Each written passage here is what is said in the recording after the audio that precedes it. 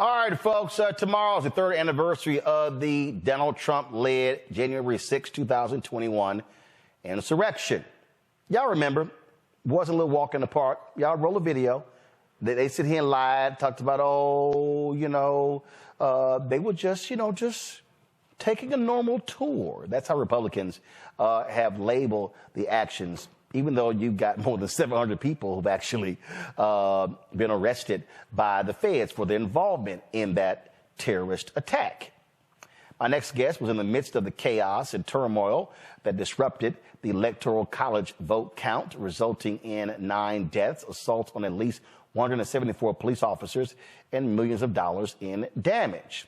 Yep, those MAGA extremists, they're the reason former U.S. Capitol Police Officer Harry Dunn says he is running for Congress. He dropped this video today. On this day, my role was as a Capitol Police officer.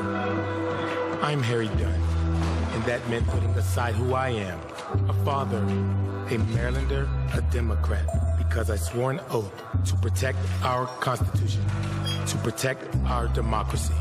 It's what allowed me to protect some members of Congress who I knew were bigots, who helped fan the flames that started all of this.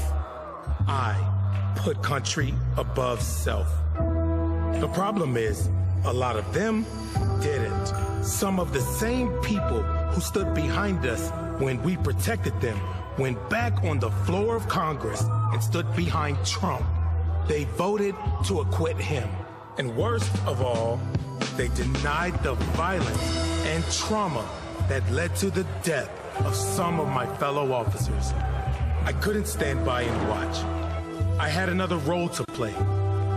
I used my voice to speak out, to get into good trouble. And a few weeks ago, I left the force after more than 15 years of service, so that today I can announce I'm running for Congress. We can't ever let this happen again. And you've heard it from Trump himself. He is hell-bent on finishing what he started this day. I'm stepping into a new role today, but I can't do it alone. I believe every one of us has a role to play in this fight. So join me. We've got a democracy to protect.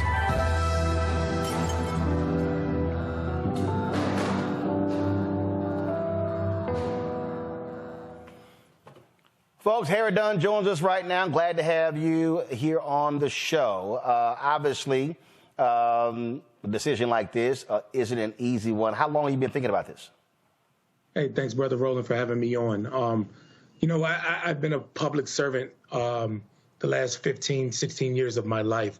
So if you would have asked me before January 6th if I had thought about running for office, then sure, I may have considered it at the age of 57, 55, whenever I was forced to retire from my job. But January 6th did happen, and here we are. I stuck around as long as I could. There's this phrase or this saying that I heard, until there's nothing that can be done, there's always something that can be done. And I believe that I've done everything I can in the position as a Capitol Police officer to seek accountability, to protect democracy, to defend the Constitution. And now I'm stepping into a new role. And the decision, like you said, it didn't come lightly. I walked away from 4 years short of being able to retire and to receive my pension because we can't wait. Democracy is literally an election away from being extinct. And not being recognizable as we know it today. And we can't sit around and wait for somebody else to do it. So there's an opportunity right now for me to take another role, and I'm stepping into it. The thing that is still interesting, let's say you're elected. You're actually going to be serving alongside people who have lied about that day.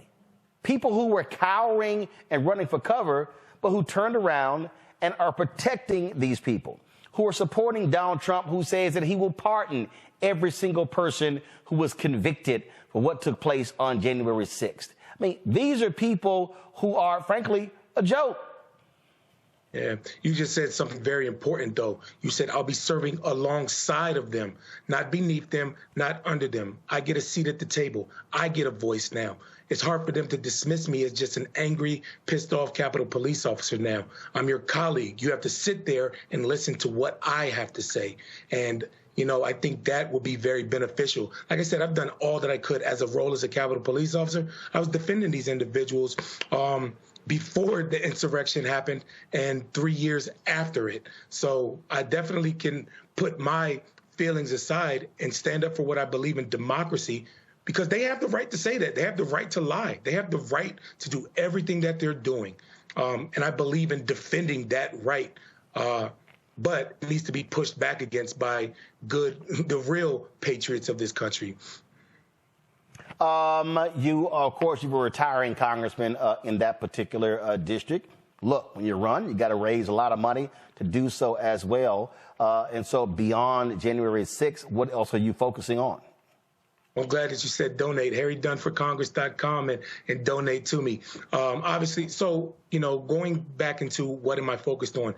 The big umbrella is democracy. So I align with Democratic views when it comes to, you know, abortion, when it comes to common sense gun reform, when it comes to securing voting rights and expanding voting rights, when it comes to lowering the costs for health care and prescription drugs. I stand with Democrats on all of those issues. But right now, what I refer to where we are right now is a moment. This moment, none of that matters. None of those issues matter if we get a dictator in Congress. And I say that not just, and I'll still, Joe Biden's word is hyperbole. I don't say that as that. Donald Trump said out of his own mouth that he wants to be a dictator. And even he jokes around and says only for a day.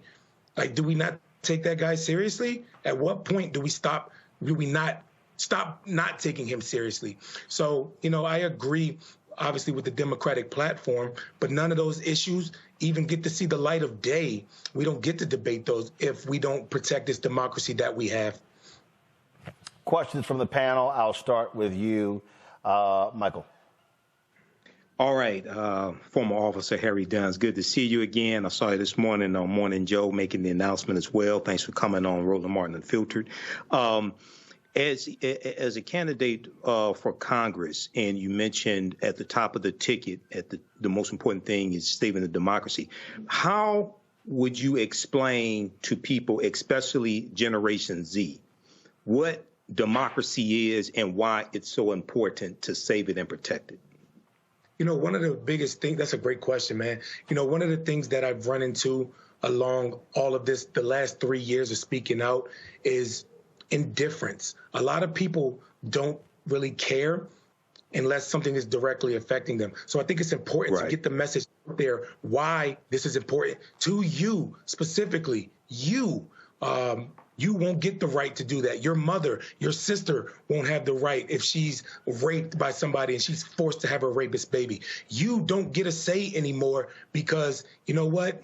You live in a different zip code, so you know what? You can't vote for these individuals. So we need to make that clear to these individuals, the generation that you just referred to.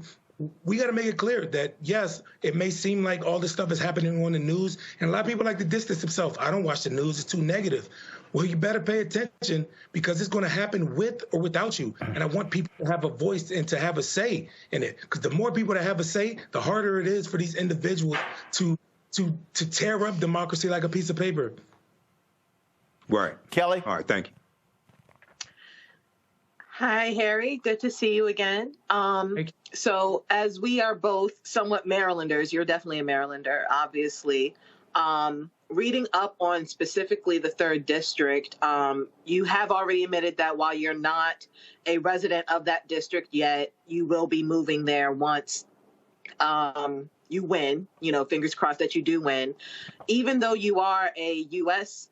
Congressman speaking this into existence, what are some of the issues of the 3rd District specifically that you plan on campaigning for, provided that you win? What are some of those things that are specific to Marylanders that you will take with you to the Hill? You know, that's a great question. And a lot of times, you know, the issues that we're facing in this country, they're not just exclusive to the country. They exist in Maryland too. You know, people talk about high crime, and that's just not all across the country. That's here in Maryland too. It's here, the cars getting stolen and everything. We have to address that. We have to fix that. One of the things that's very specific to Maryland is the infrastructure system. It should not take 1 hour to drive 15 miles, to drive from the district to drive 15 miles to Baltimore. It shouldn't take you 1 hour. So I would love to, you know, revamp and look at the infrastructure system. One of the things that's also very important to me is I've been pounding the pavement about this is mental health. We have got to incorporate mental health into regular health care. We have to reduce the stigma, and I am willing to do any and everything to get that on the forefront of some legislation. Additionally, first and foremost, I'm going to talk to the district.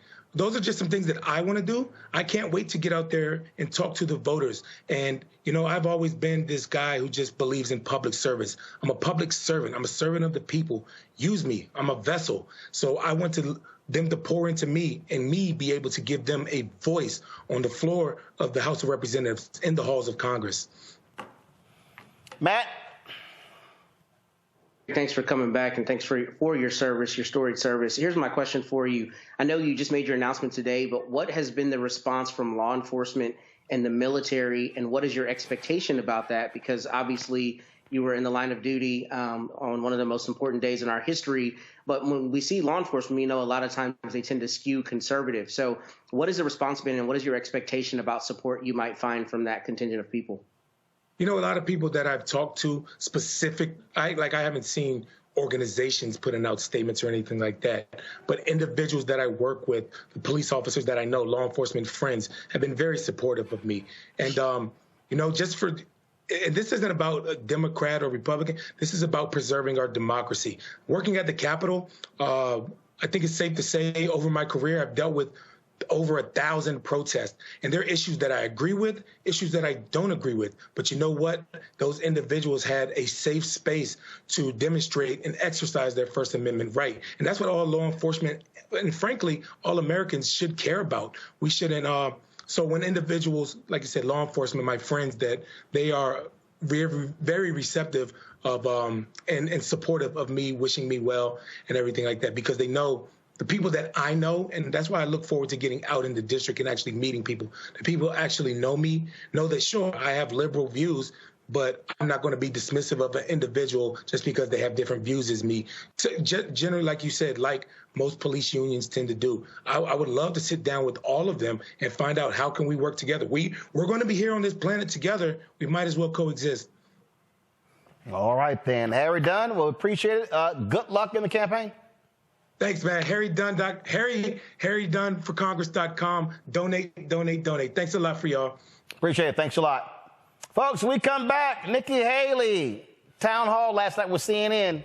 The hell is she talking about?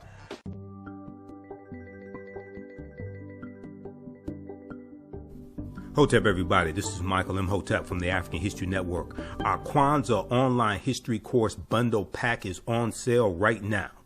We have a fantastic promotion for you. Get our bundle pack of 2 online history courses that I teach, as well as my 15 lecture downloadable bundle, African History Awakens the African Mind from Mental Death. These are both from me, Michael Imhotep. They're on sale right now for only $100. That's 76% off. My first online history class is Ancient Kemet, the Moors, and the Maafa, Understanding the Transatlantic Slave Trade, what they didn't teach you in school. Kemet is one of the original names for Egypt. We deal with thousands of years of history and what leads up to the transatlantic slave trade taking place. I do a PowerPoint presentation. We have book references, articles. There's about 100 articles that we cover in the class, over 200 slides that I put together as well. And there are also video clips, including excerpts of interviews I've done with some of our historians and scholars, as well as Runoko Rashidi, Professor James Small, Anthony Browder, Professor Kabahaya Wafa Kamene, and Dr. David Imhotep. In the second class that I teach It's called Black Resistance Movements from the Haitian Revolution, the U.S. Civil War, Civil Rights Movement, and Black Power Movement, 1800 to 1968. And we dig in deep and look at history chronologically from 1800 to 1968 and look at what leads to the Civil War taking place. We study the Jim Crow era, the Reconstruction era, 1865 to 1877, World War I, World War II, Civil Rights Movement, Black Power Movement, and the Great Migration, 1915 and 1970, to understand what happened to us after slavery ended, what were the laws and policies put in place to put us where we are today, to understand where we need to go from here. I created both of these classes, created the curriculum, chose the content as well. This sale ends Sunday, January 7th, 2024. Visit our website, AfricanHistoryNetwork.com, AfricanHistoryNetwork.com. You'll see the promotion at the top of the page. As soon as you register, you can start watching the content. You can join us for our next online class live Sunday, January 7th, 2024 at 2 p.m. Eastern Standard Time. You can watch all of these classes on demand, and even after the course is over with, you don't lose access. Register right now, order right now. Visit our website, AfricanHistoryNetwork.com, AfricanHistoryNetwork.com. This sale ends Sunday, January 7th, 2024. Also, if you'd like to stop for information, you can support the African History Network, $, the AHN Show through Cash App, $, the AHN Show through Cash App, also through PayPal, paypal.me/the AHN Show. This helps us keep doing the research, stay on the air, keep broadcasting, pay some of the bills. All right, we have to get out of here. Remember, right now, it's correct wrong behavior is not over till we win. We're